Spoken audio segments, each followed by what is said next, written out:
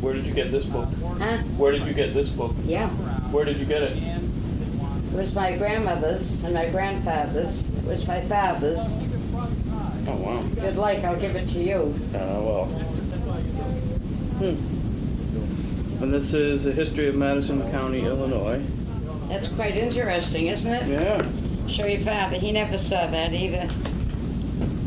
I also had a book of old tintypes. Yeah. I think it's a lovely thing to have. I'd take good care of it if I did, but I See how old it is. Yeah. Does it say in the front how the date? 1882. Stuff now. Now you knew where my big White House here, Michael and Nano Mahoney, right there. Oh, really? That was my father's house and my grandmother's.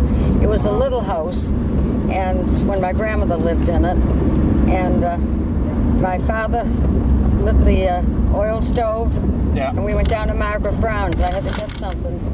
And the guy next door came over and he left the door open. We came home and the house was in flames. Oh. So my father then had it built big. That's when it was built like that. So I have this family book that I've had for 20 years in my possession. My grandmother gave it to me. And it's the history of Madison County in Illinois. It was my grandmother's, and then she passed it on to me. But this book was just kind of propped up against, it's really falling apart. I've got some paperwork in here. And that's exactly what happened the other day. It was propped up against my CD shelf. It fell over, and when it fell over, a piece of paper fell out that I've never seen before. And what the piece of paper was a letter. And at first I didn't know who these people were. But then I figured it out, which is a fun part of doing the ancestry type thing. This is a letter dated 1904. It says Alameda, February 8th, 1904. And I'll just read you the letter. It's interesting. Dear Aunt Nano. So my great-great-grandmother's name was Nano Mahoney. Words can't express how terrible we feel for you in your great sorrow. It just seems terrible that one so young and such a comfort has to be taken away. The poor fellow must have suffered terribly the few days he was sick, as I have seen Mama suffer so much with tonsillitis that I really thought she would choke to death at times. It is nice he had the priest before he died. Mama says she only wishes she were near you now that you are in such trouble.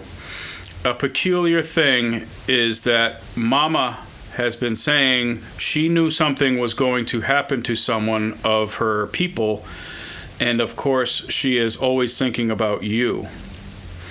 She said I have a bell constantly ringing in my ear, and I know that is a bad sign, so I am going to mark the date down on a calendar, and I am sure I will hear of something.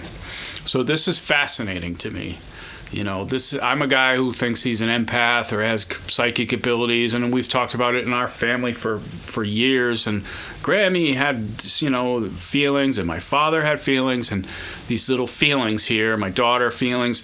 And this is here a letter about someone from 1904 who I never met, obviously, my great-great-grandmother. And here we are talking about, boys, these feelings, something's wrong in the family, I know it.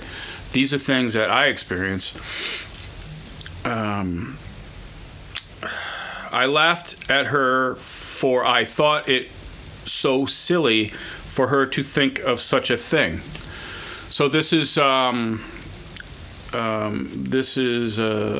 woman talking about her mother who had psychic feelings that maybe somebody was going to pass on, and she laughed, ha ha ha, and sure enough, it happened.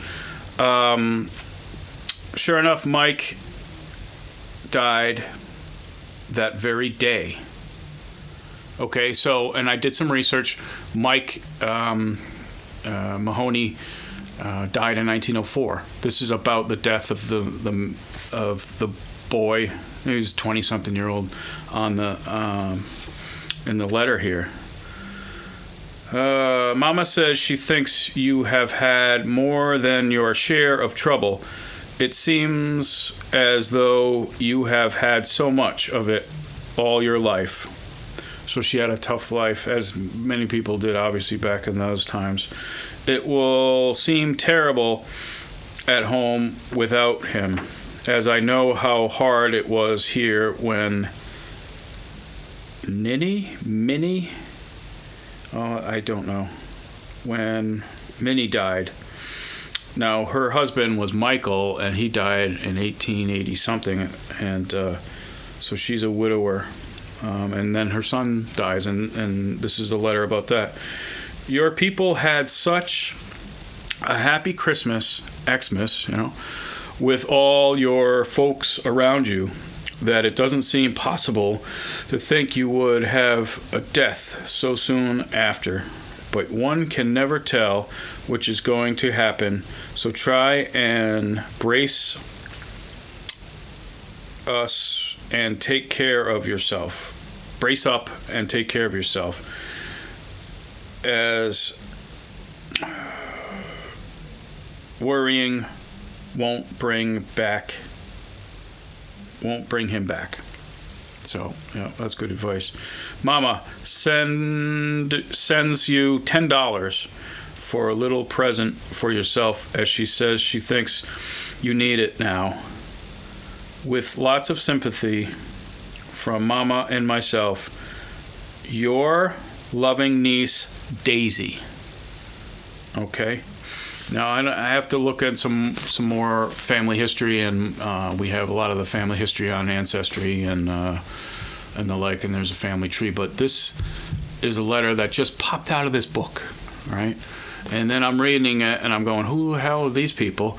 And then I listen to, it says, Dear Aunt Nano. So Aunt Nano and Michael Mahoney lived in Hopkinton, and I just remembered I had an audio tape of my grandmother talking about the house, because we were driving through Hopkinton, and she was telling stories, which is perfect, because what I did, and I recommend doing this, but it's a little, I don't know, nowadays you get sued by your family, but I used to secretly tape my grandmother telling stories. And I had also put a microphone in front of her and done it that way. But this, I felt like this was the best way to really catch her discussing things. And, we didn't, gossip or anything, but she really was able to tell these stories without fear of, I'm in front of a microphone. And just the casual tone of these conversations means so much to me, and I'm so glad I taped them. I don't know. See, I may get some of the story wrong, and my family will correct me, and Ancestry will correct me, but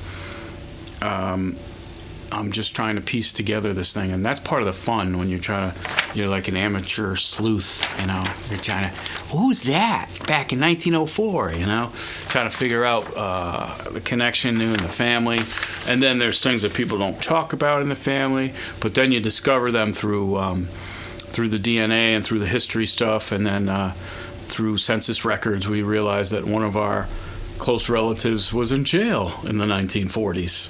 He happened to be in South Boston, Charlestown, and that's where he was living. And we were like, why was he living in Charlestown? Oh, with a bunch of other men. It was jail. He was in jail. And so you find these things out. People don't talk, little family things come out once in a while, like, oh. And then you do the research and you realize that they were just people. We're just people. We're flawed, just like everybody else. But back in those days, there was a lot of shame. For instance, one of the things we grew up with was thinking that we were Dutch. We're part Dutch, right? Well, as it turns out, we were part Deutsch. German. We were part German. And the reason why it was always Dutch is because after the World War I, and then, there's a lot of the Hun, the Germans, anti-German sentiment. So people kind of hid a little bit of what they, a lot of Jewish Americans anglicized their names, or people coming from different parts of the world anglicized their names. They didn't want to, appear to be too foreign in America, which is a shame, really. And now some people are going back, finding out their old names and reclaiming them, which is great. Now we can't pronounce anything anymore. That's the downside. The upside is that people regain their identity and make their ancestors happy. Well, I'm a Clark, and the worst that could happen to my name is that the E got taken off over the ocean, which is fine by me because I hate Clarks with an E. Those arrogant pricks.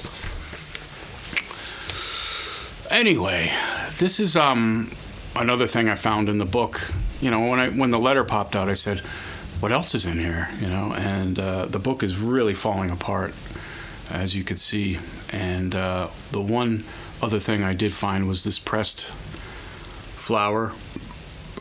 What is that, a carnation?